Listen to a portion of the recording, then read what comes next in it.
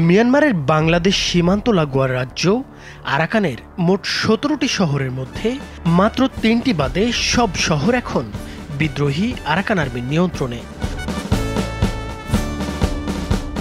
ওই ৩টি শহর দখলের জন্য তাদের তুমুল সংঘাত চলছে মিয়ানমারের জান্তা বাহিনীর সঙ্গে। নতুন বছরের শুরুতে এসব অঞ্চলও আরাকান আর্মির নিয়ন্ত্রণে যাবে বলে ধারণা করা হচ্ছে। বিশ্লেষকরা বলছেন, খুব শীঘ্রই স্বাধীন হয়ে যেতে পারে মিয়ানমারের রাখাইন স্টেট বা আরাকান রাজ্য, অর্থাৎ মিয়ানমার আর বাংলাদেশের প্রতিবেশী থাকছে না। এতে ত্রিমুখী চ্যালেঞ্জে পড়তে যাচ্ছে বাংলাদেশ। একদিকে বিপুল পরিমাণ রোহিঙ্গা জনগোষ্ঠীর প্রত্যাবাসন, অন্যদিকে আরাকান আর্মির সঙ্গে সম্পর্ক স্থাপন এবং মিয়ানমারের সামরিক জান্তা ও গণতান্ত্রিক ছায়া সরকারের মধ্যে ভারসাম্য রক্ষা সবই এখন বাংলাদেশের জন্য বড় ধরনের চ্যালেঞ্জ। অন্যদিকে চীন, ভারত ও যুক্তরাষ্ট্র আরাকানের উপর মনোযোগ বাড়াচ্ছে। বিশেষ করে চীন আরাকানে বিনিয়োগ রক্ষা করতে চায়। ভারতও দফায় দফায় ওষুধ পাঠিয়ে আরাকান আর্মির মন পেতে চাইছে। বাংলাদেশে আশ্রয় নেওয়া বিপুল পরিমাণ রোহিঙ্গা জনগোষ্ঠী এখন রয়েছে অনেকটা দুর্বল অবস্থায়। খবর পাওয়া গেছে, রোহিঙ্গাদের অনেকে জান্তা বাহিনীর সাথে যোগ দিয়ে আরাকান আর্মির বিরুদ্ধে অস্ত্র ধরেছে। এতে আরাকানে রোহিঙ্গাদের প্রত্যাবাসনও কঠিন হয়ে পড়বে। তবে রাখাইন অঞ্চলে আরাকান আর্মির বিজয় বাংলাদেশের জন্য নতুন সম্ভাবনাও তৈরি করতে পারে। রোহিঙ্গা সংকটের স্থায়ী সমাধান, সীমান্তের নিরাপত্তা উন্নয়ন এবং রাখাইনের জনগোষ্ঠীর সাথে বন্ধুত্বপূর্ণ সম্পর্ক গড়ার সুযোগ দেবে। পাশাপাশি আসিয়ানভুক্ত দেশগুলোর সঙ্গে সম্পর্ক গভীর করে বাংলাদেশকে বাণিজ্যিক করিডোর হিসেবে গড়ে তুলে অর্থনৈতিক প্রবৃদ্ধি অর্জন এবং আন্তর্জাতিক অঙ্গনে কৌশলগত অবস্থান শক্তিশালী করার সম্ভাবনাও রয়েছে। আরাকানের ১৭টি টাউনশিপের মধ্যে শুধু আকিয়াব, মুনাং ও কায়াকফু এখনও দখল করতে পারেনি আরাকান আর্মি। সাগর উপকূলবর্তী এই ৩টি শহরই অর্থনৈতিকভাবে আরাকানের সবচেয়ে গুরুত্বপূর্ণ স্থান। আরাকান আর্মি ও মিয়ানমারের সেনাবাহিনীর মধ্যে সংঘাত এখন মূলত নৌযুদ্ধের দিকে যাচ্ছে, যা বাংলাদেশের কক্সবাজার উপকূলের খুবই কাছে। তীব্র ঐক্যবদ্ধ রাখাইন জনগোষ্ঠীর বিপরীতে মিয়ানমার আর্মির দুর্বল অবস্থা দেখে বোঝা যায় তাদের পক্ষে আরাকান আর্মিকে থামানো প্রায় অসম্ভব। রাখাইন জুড়ে এখন যে পরিস্থিতি তৈরি হয়েছে তাতে অনুমান করা যায় মিয়ানমার সম্ভবত আর বাংলাদেশের প্রতিবেশী থাকছে না। আরাকানের প্রায় ৮০% এলাকা হারানোর পরও মিয়ানমারের সেনাবাহিনী টাটমাদো আরাকানের রাজধানী আকিয়াব রক্ষায় প্রাণপণ চেষ্টা করে যাচ্ছে। আকিয়াবের চারপাশের নদীপথ বন্ধ করে শহরটিকে মূলত বিচ্ছিন্ন করে রেখেছে তারা। টাটমাদোর নৌবাহিনী ২০টি ছোট ও মাঝারি যুদ্ধজাহাজ দিয়ে গুরুত্বপূর্ণ এই শহর ধরে রাখার চেষ্টা করে যাচ্ছে। অন্যদিকে আরাকান আর্মি আশপাশের টাউনশিপ থেকে আর্টিলারি দিয়ে ক্রমাগত হামলা চালিয়ে ধীরে ধীরে জান্তা বাহিনীর শক্তি কমিয়ে আনছে। এছাড়া মিয়ানমারের ধান চালের জন্য বিখ্যাত শহর ইয়ারওয়াদির দিকেও আক্রমণ চালাচ্ছে আরাকান আর্মি।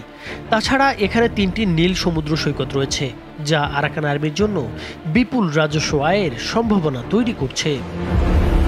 আরাকান আর্মি নতুন বছরে প্রদেশটির রাজধানী দখল করে সেখানে নিজেদের পতাকা ওড়াতে বদ্ধপরিকর। আগামী ১০ এপ্রিল তাদের প্রতিষ্ঠা বার্ষিকীতে জমকালো বিজয় উৎসব পালন করতে চায় তারা। ১৬ বছর আগে মাত্র ২৬ জন যুবকের হাতে গড়া সংগঠনটি এখন প্রায় ৪০,০০০ সদস্যের শক্তিশালী বাহিনী হিসেবে গড়ে উঠেছে। বর্তমানে আরাকান আর্মির সাথে সম্পর্ক তৈরি করতে মরিয়া দুই বৃহৎ আঞ্চলিক পরাশক্তি দেশ ভারত এবং চীন। এই অঞ্চলে চীনের প্রচুর বিনিয়োগ রয়েছে। অন্যদিকে ভারতের জন্যও এই রাজ্য অত্যন্ত গুরুত্বপূর্ণ। কিছুদিন আগে চীন আরাকান আর্মির সাথে আলোচনায় বসে তাদের বিনিয়োগের সুরক্ষার নিশ্চয়তার প্রতিশ্রুতি পেয়েছে।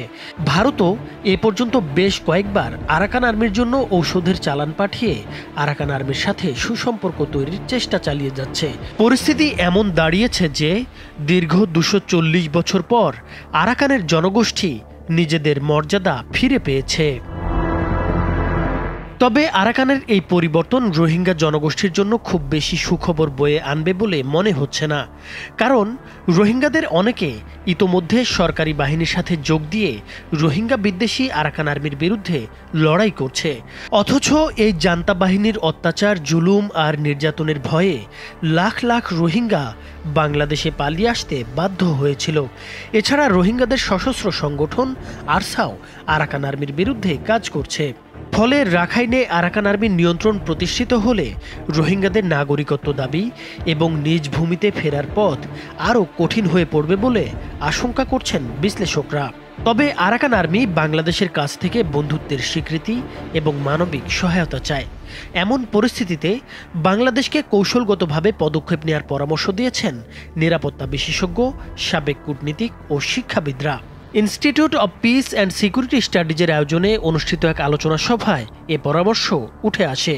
সভায় ইস্ট ওয়েস্ট ইউনিভার্সিটির সহকারী অধ্যাপক পারভেজ করিম আব্বাসী বলেন, রাখাইনে আরাকান আর্মির সঙ্গে কূটনৈতিক যোগাযোগের এখনই উপযুক্ত সময়। এটি কৌশলগতভাবে গুরুত্বপূর্ণ। সামরিক বিকল্পগুলো খোলা রাখতে হবে। তিনি আরও বলেন, বাংলাদেশ বিদ্রোহী গোষ্ঠীর সঙ্গে আনুষ্ঠানিক যোগাযোগ করতে না পারলেও অনানুষ্ঠানিক চ্যানেলগুলো খুঁজে বের করা উচিত। সামরিক বিশেষজ্ঞ অবসরপ্রাপ্ত মেজর জেনারেল এএনএম মনিরুজ্জামান বলেছেন, বাংলাদেশ সরকারের জন্য রাখাইন পরিস্থিতি মোকাবেলায় একটি সুস্পষ্ট কৌশল গ্রহণ অত্যন্ত গুরুত্বপূর্ণ। যদি আরাকান আর্মির সঙ্গে যোগাযোগ স্থাপন না করা হয় তবে বাংলাদেশকে বিকল্প উপায় খুঁজতে হবে। ভারতের কৌশল উল্লেখ করে তিনি বলেন, নয়াদিল্লি মিয়ানমার সরকারের পাশাপাশি বিদ্রোহী আরাকান আর্মির সঙ্গেও সম্পর্ক স্থাপনের চেষ্টা করছে। সাবেক রাষ্ট্রদূত শহীদুল হক আরাকান আর্মির সঙ্গে সম্পর্ক স্থাপনকে বাংলাদেশের জন্য সম্ভাব্য উইন উইন সিচুয়েশন হিসেবে চিহ্নিত করেছেন। তিনি বলেন, এটি শুধু নিরাপত্তা নয়, অর্থনৈতিক স্বার্থেও সহায়ক হবে। ভারতের জটিল পরিস্থিতি বাংলাদেশের জন্য একটি কৌশলগত সুযোগ এনে দিতে পারে। তবে পররাষ্ট্র উপদেষ্টা তৌহিদ হোসেন বলেছেন, সীমান্ত আরাকান আর্মির অধীনে চলে গেলেও বাংলাদেশ একটি রাষ্ট্র হিসেবে বিদ্রোহী গোষ্ঠীর সঙ্গে সরাসরি যোগাযোগ করতে পারে না। এ সমস্যার সমাধানে মিয়ানমারকেই দায়িত্ব নিতে হবে। রাখাইনে আরাকান আর্মির প্রভাব সীমান্তে জটিলতা তৈরি করেছে। নতুন করে রোহিঙ্গা প্রবেশের শঙ্কা ও ভারতে বিদ্রোহী তৎপরতা বাড়ারও ঝুঁকি রয়েছে। বিশেষজ্ঞদের মতে, সঠিক কৌশল নিলে বাংলাদেশ এই পরিস্থিতিকে নিজের স্বার্থে কাজে লাগাতে পারবে। নাইমুর হোসেন, মাছরাঙা টেলিভিশন।